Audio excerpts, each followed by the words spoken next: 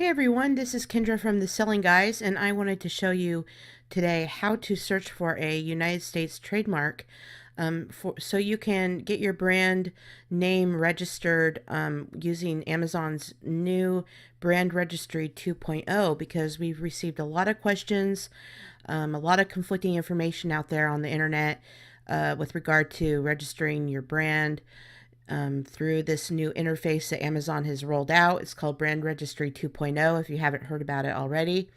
And I've kind of written out some five main takeaways from this just to clarify some main points. Yes, you do need a trademark through the United States Patent and Trademark Office to become registered with Brand Registry 2.0. You do not need to wait to become brand registered or have a trademark registered to start selling on Amazon. You can start selling your product right now, and actually, you need to do that.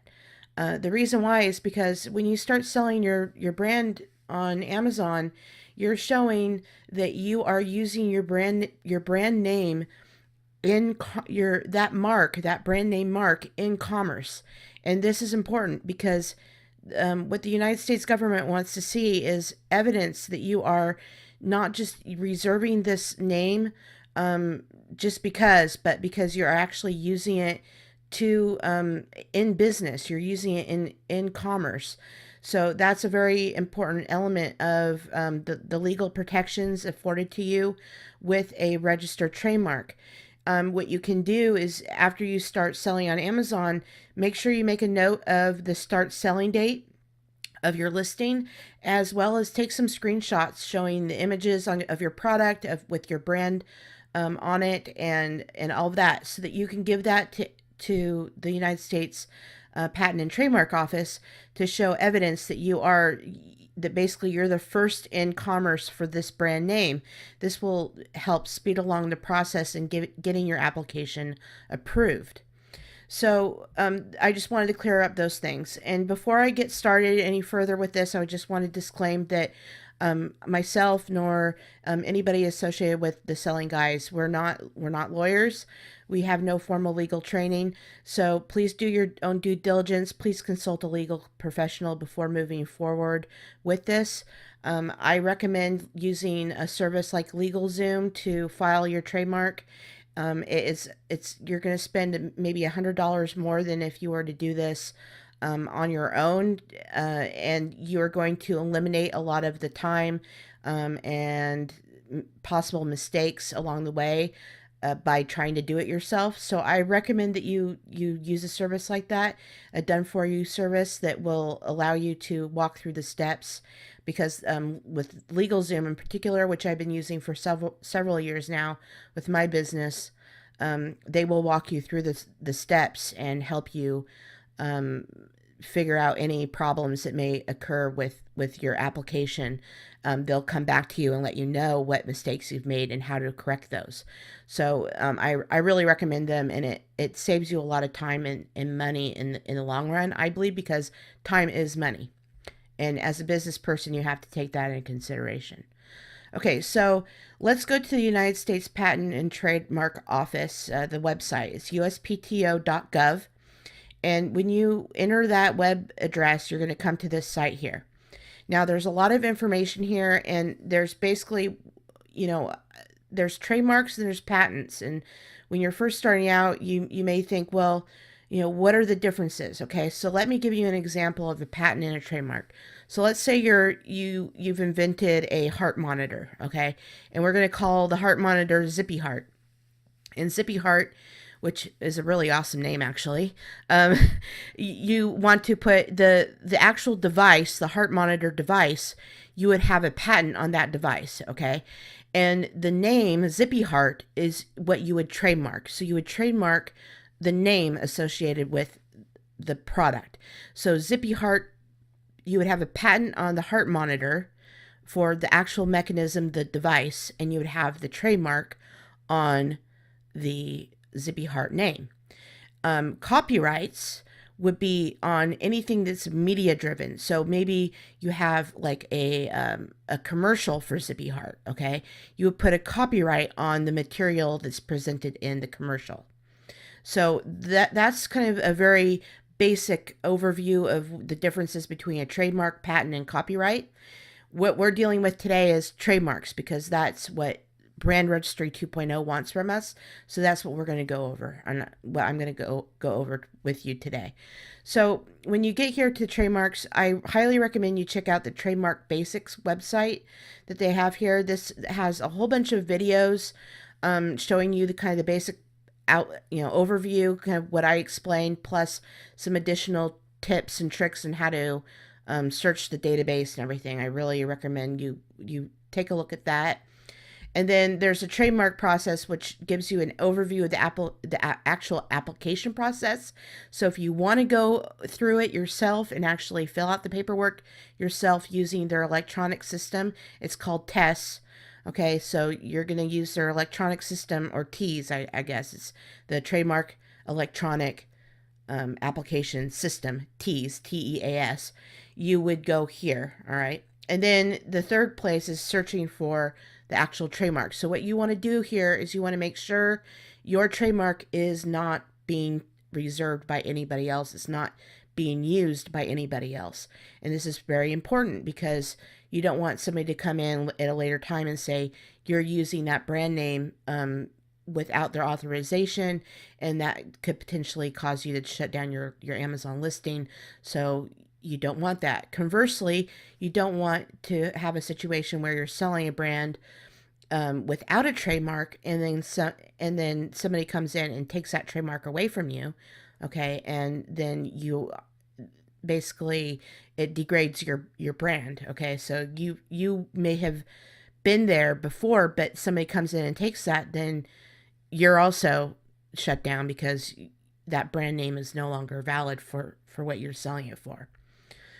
So with that, let's do an example of how to search for a trademark. All right, I'm going to open it up in a new tab, and you're going to come to this page here. So there's again a lot of information to read through, but generally what I always do is I go down here. You're going to search for the trademark. So I'm going to open again a new tab. And it's going to take you to this page here. Now you're going to have some options. You're going to be able to search for a basic word mark or a word and design mark. All right. So a word and design mark would be something like, let's say the Nike logo, the swoosh logo.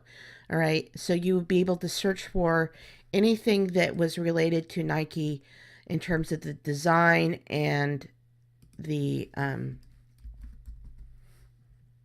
mark that goes along with, the word mark and the design. Okay, so let's just see what happens.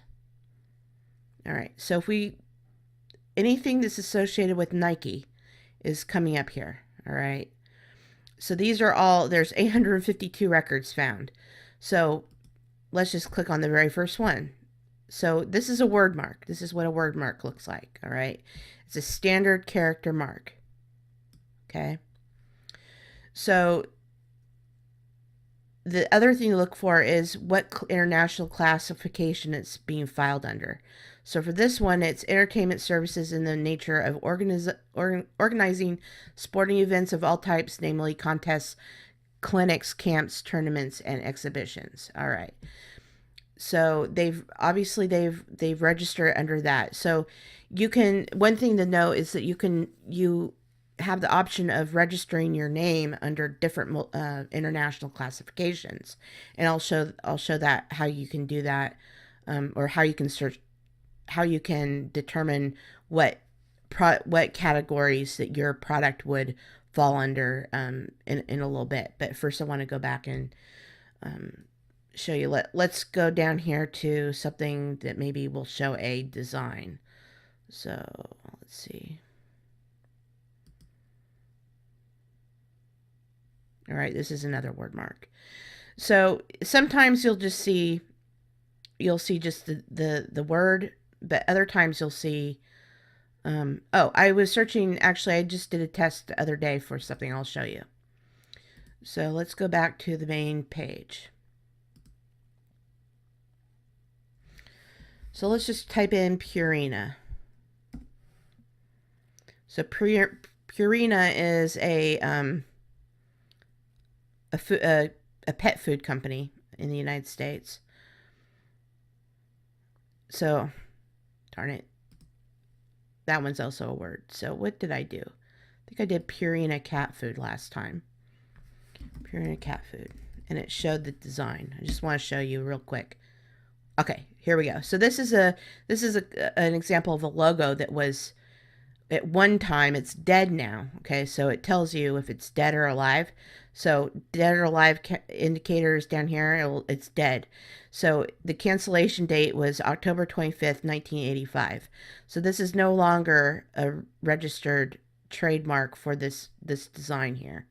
Okay, so I just wanted to show you what that would look like in the search. But generally, when you let's go back to the very first page. Okay, generally when you're searching for a brand name for your product, you're going to want to use the basic word mark search. Okay, so and I always choose, I keep everything defaulted here. All right, so let's look up Zippy Heart since I used that before. So if I just type in Zippy Heart as it is here and hit submit query. Okay, so this tells me that Zippy Heart, as I typed it into the query, is not returning any records, and this is a good sign. This means that there's a good chance that this is not a reserved or registered trademark, which means I could go in and I could file paperwork for it and try to get it registered. So another way of kind of reducing your chances of looking at how many records returned for Zippy and Heart. Let's see what happens. All right, nothing. So another way you can search is do an exact search phrase. All right, so maybe we want to say Zippy Heart monitor. Nothing. All right. So these are all good ways of testing out different variations or different, combinations of your brand names so that you can kind of reduce the chance that somebody could come in and say, and you contest your brand name when you're registering it, because as they say here, there's the refuse to register your mark. It doesn't, just because you're searching here and it returns nothing, doesn't necessarily mean that that you can use it.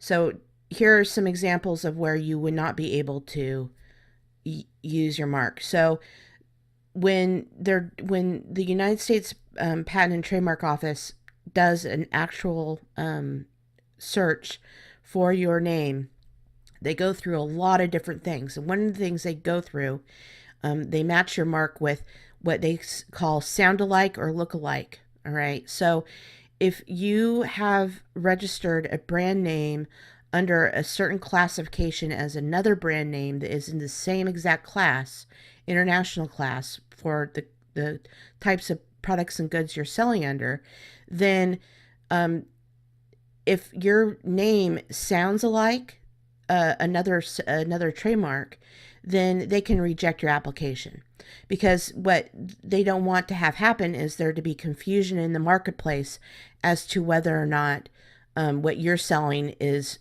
patently different than the owner of the trademark that is already in place. Okay, so there cannot be any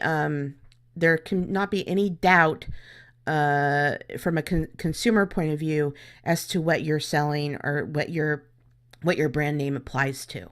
So that's a very basic explanation, but it just goes to outline that you're going to have your registered trademark, it's going to be vetted against different other trademarks. And if you were to go through a service like LegalZoom, they will actually come back to you with a list and documents that will show you look-alike and sound-alike word marks. And you can go through those and say, well, I don't believe that any of these are of of these don't really apply to my product's brand name or to my the classifications that I'm filing under, and then you can tell LegalZoom to proceed with filing the paperwork. Otherwise, you'll have to go back and you'll have to come up with a different name, or you'll have to file a counterclaim. But it's all up to, it's really all up to the United States Patent and Trademark Office whether or not they approve you or not. So that's just a little caveat there. So about the international trademark classes. So when you file, you can file up to one trademark class. All right, you can file as many as you want, but each one costs a certain amount. So the first one is included in your application fee. After that, you have to pay additional amounts for each classification. So for most private label sellers, you're going to be selling a good. Okay, so these are the classes, and the site here is opadol.com, and they list all the different classes with all the different products and everything. Okay, so you can use this as kind of a guide to see where your product would most likely fit under. Then when you go to file your application, you can say class 8 category whatever, and that would look like let's go back to Nike, and I'll show you what that looks like here. Okay, so it's going to look like here. So goods and services, international class 041 US. So this is the subcategory. Okay, so these are all the different subcategories can belong to. So you can list all the ones that you want to file under. Okay, but you need this one is the only one you're going to be paying for one of these international classifications. So let's go to 41. What's 41 say? All right, well, entertainment. Okay, sporting and cultural activities right here, education. So this is what they filed under. All right. And that's exactly what they're doing. Entertainment services, nature of organizing sporting events of all types. Okay. So that gives you an example of how you would list that. Now, there's lots of different resources, and I highly recommend that you go to the USPTO website, this U.S. Acceptable Identification of Goods and Services Manual, which will give you the full listing of all the different subclassifications and all that. And then, so that's really all there is to it. I mean, it's all about basically kind of reducing your narrowing it down, narrowing your trademark down to whether or not there's a return on it. Is if you get a list like this for your brand name and with lots of live returns, then I would maybe try considering a different brand name. If you receive no returns on it and you get something like what I did for Zippy Heart, okay, then that's a good sign. And I would go ahead and register that name if I saw this, okay. So, or at least start the application process. I would obviously need to, I would see what my lawyer or LegalZoom came back to me and said, okay, well, here are some issues we have with your application, and I would make that decision after I saw what they were saying. But in general, I take this as a good sign. All right, so that's really the basics of searching for a trademark. I highly recommend that you take a look at these links here, okay, and educate yourself. And as always, I'm on the Facebook community page, so on the Selling Guys blog, we'll have a little write-up article on this to supplement the video. And please just go to the Facebook group pages and type in your comments and questions if you have any, and I'll try to answer them as as best as I can. And please keep your eye out for future videos like this. We hope to provide value to the community and help you along as you get started selling on Amazon. So with that, I will I will leave you, and I wish you a lovely day. Bye bye.